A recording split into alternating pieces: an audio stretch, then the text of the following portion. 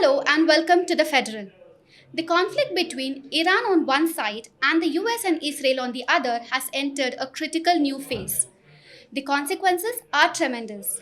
Regional stability, global energy markets, and the international diplomacy are to worry about. How do we make sense of this? What is the UN doing and what can India do?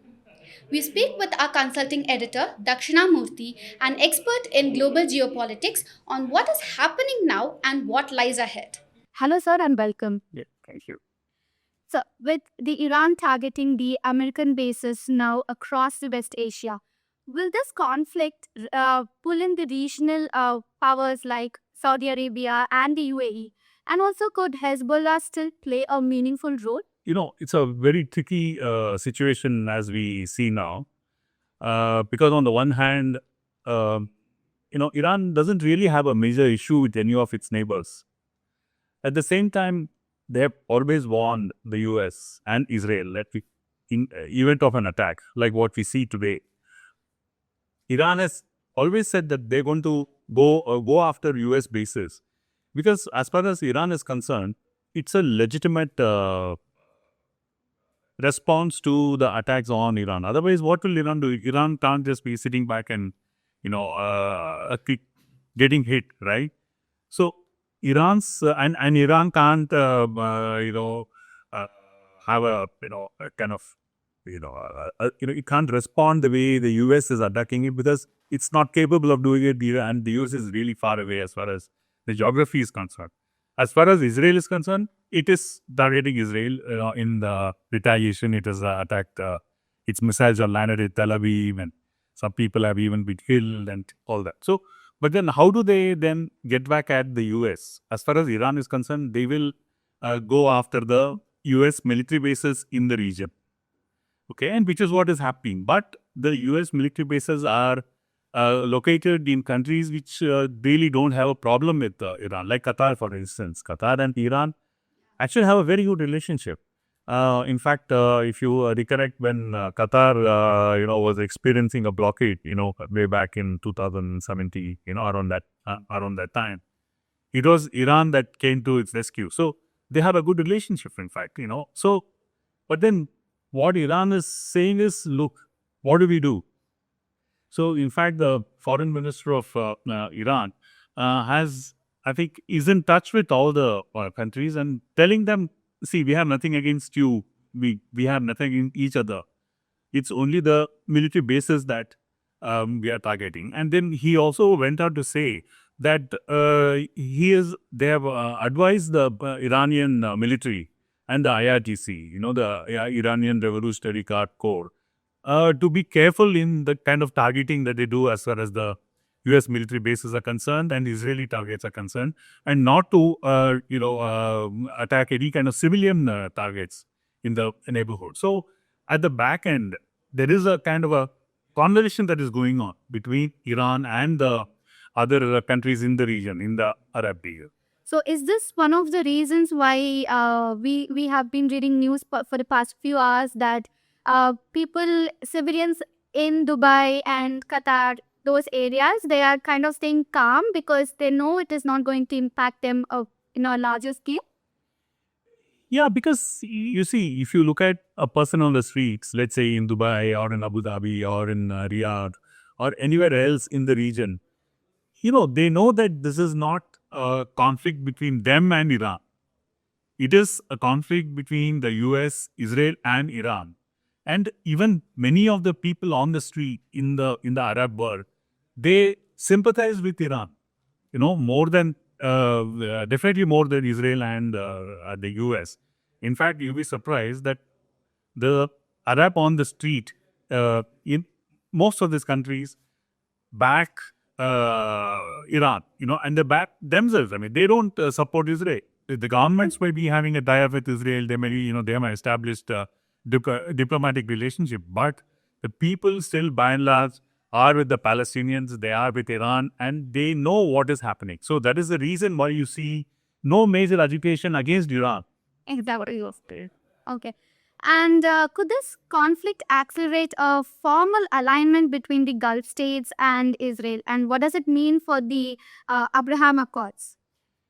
See, of course, the Abraham Accords are not directly linked to what is happening now. At the same time, the Abraham Accords are a reflection of divisions within the Arab world. See, the in the Middle East. So when Trump forced the UAE to join him to join the Abraham Accords, or Bahrain, and establish relation. Basically, it means establish ties with Israel. Many of these countries have their own relationship with the US, which they're not able to dominate or control. So, perforce, they had to get into these kind of arrangements. But it's not like there was a referendum with any of these countries and the people said, yes, let's go with Israel. It's not backed by popular support. It is a government to government thing. And the Arab states joining the Abraham Accords will not in any way impact this current crisis that we see. So Iran controls the access to the Strait of Hormuz, through which nearly 20% of the world's oil passes through. So if this route is disrupted or blocked, what happens to the global energy markets, and what will happen to India? You see, now let's look at why Iran is doing this. If you look at a war, let's say a conflict, basically what you also do is you see where you stand vis-a-vis your power versus your rival's power, the enemy power. So as far as Israel is concerned, it's backed by the US, and US today is probably the single most biggest power in the world, right? Now, so what does Iran have? Iran has, of course, its military, it has its revolution, but Iran is in many ways isolated. It's really doesn't have the kind of support that it would have really liked. So today, one of the things that Iran is actually encountering is its insulation or isolation from the rest of the world. It's actually practically got no support. So what does Iran do? Iran then looks at the Hormuz Strait because that is the only leverage that they have. Because it's through this Hormuz Straits you have a huge amount of petrol that is being distributed to or sent across to many different parts of the world. In fact, the one of the biggest sufferers of this will be China, and China is a very close ally of Iran. But Iran has no choice. It can't just say we'll let go the Chinese shift, but not the others. It can't do all that. So, and Iran wants the rest of the world to intervene. It wants it to become a larger global problem because that is their protection. Because if there is a larger global problem, if there is a shortage of petrol, say, around the world, and by blocking the Hormuz Straits, it creates a kind of an oil crisis, then the rest of the world will put pressure on the US. It will put pressure on Israel to say, okay, fine, enough. You've done, Yatis, you got part of your demands met. You have killed the community, so now let go. Stop the conflict. So this is what Iran is expecting the world to do by blocking the Hormuz Strait. So it's a leverage, and it is using it. That's Okay. So in what ways you think Iran's retaliation is going to expand beyond the Middle East, say including cyber or terror operations? See, Iran is, not really so much, a state of the art like what Israel is or the US is. So Iran comparatively is still far behind. So it really cannot use the cyber networks, or it can't really, I don't think it has the ability to influence or affect the prospects of Israel or the US. I don't think it's anywhere close to their power, which, of course, Iran can take the help of China and do this. But so far, there has been no such indication that China is doing anything in this manner, in this way to help Iran.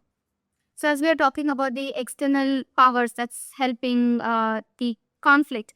So, but the UN has largely been a bystander in this entire conflict. And does it have any real tools to push to de-escalate it, or has it just been rendered ineffective? See, the UN has been a bystander not only for this, it has become an overall bystander for everything. When Israel was, carrying on its genocidal attack on Gaza, and you had, thousands of Palestinians killed, the UN could do absolutely nothing. the UN General Assembly was able to pass some resolutions and all that, but the General Assembly resolutions, and don't have much of a weight. It doesn't, other than getting some kind of a prime space in the media. But as far as the Security Council is concerned, since you have the system of veto, and the US vetoes anything that is even remotely against Israeli interests. Obviously, the UN Security Council is absolutely paralyzed. It's completely unable to do anything. So it's and this is not the first time. This is probably the one more time that we are seeing this, and it is a sad commentary also on the way the world is structured, the way the UN is structured. It is completely unequal. It is not fair.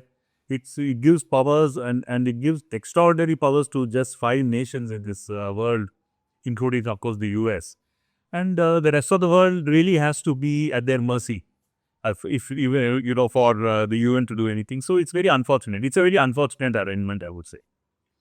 But India has close ties with both Israel and Iran.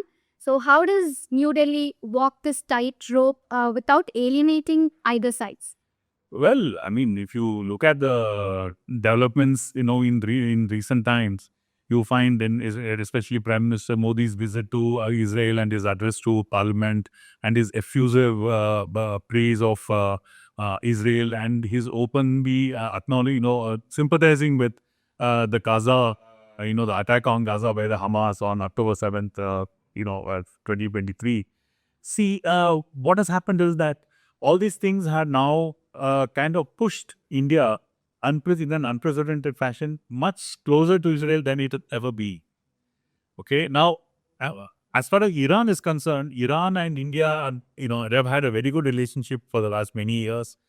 And the Chabahar port, for instance, Iran, India was and Iran have been jointly developing it, but it's largely in Indian interest to have the Chabahar port.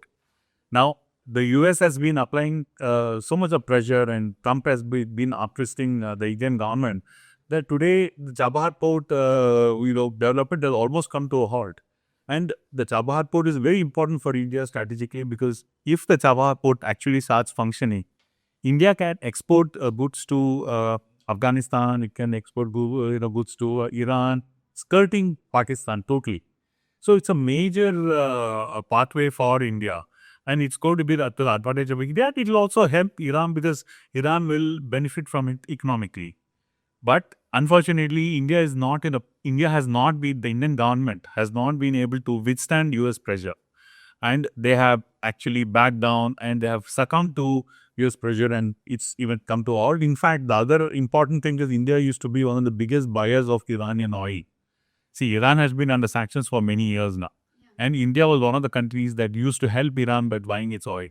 But again, the pressure on India has been so much that it's practically almost coming to nothing. And it's progressively it has reduced. So in that sense, well, India, if you look at the balance, there's hardly much of a balance these days. It's definitely a pro-Israeli tilt because on one hand, you have, India, in some ways, not being able to carry on its relationship with Iran, but on the other hand, it's getting much closer to Israel, and Israel is one of the biggest suppliers of Indian weaponry. So India also has got into a dependent relationship with Israel as far as its armaments are concerned.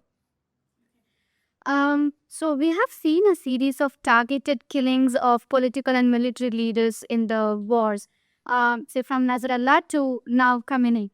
So is this a dangerous new normal in the modern warfare? Yeah, I mean, definitely. See, for instance, if you, what if you should you should go back to the country that originally started doing this at a mass scale, that was Israel.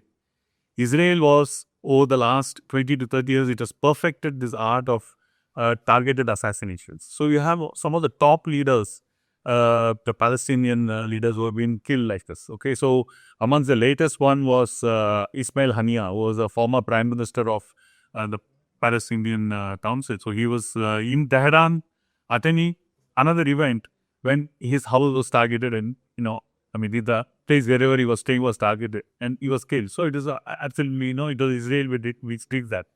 Or you have Trump targeting the iconic chief of the IRGC, uh, Hossein, Soleimani. So he was targeted when he was attending an event in Iraq.